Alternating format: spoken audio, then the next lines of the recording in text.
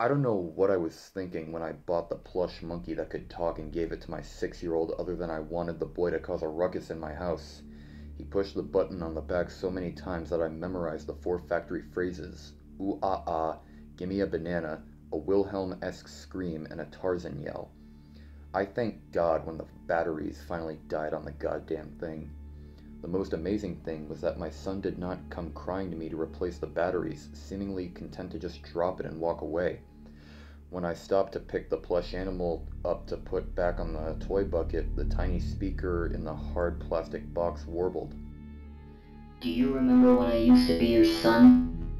I immediately dropped the monkey on the floor. I poked it with my foot once before picking it back up. I pushed the button on the back. Nothing. Still, I was sure I heard it say those words.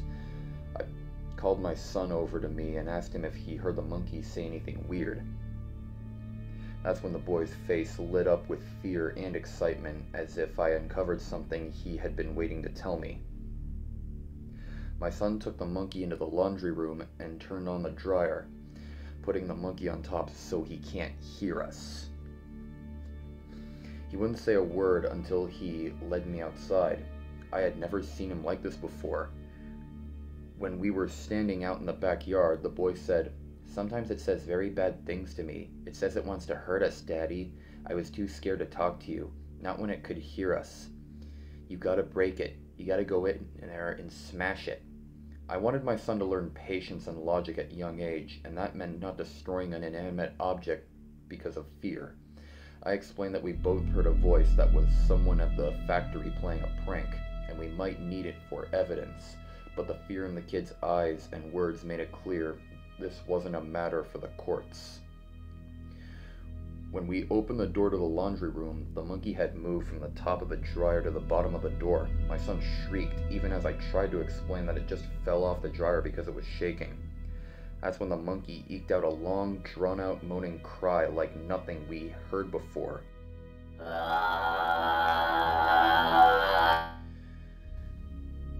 My son shouted for me to stop it, and the lower part of my brain kicked in. I brought my booted foot down on the plastic box inside the monkey, crushing it against the laundry room's concrete floor.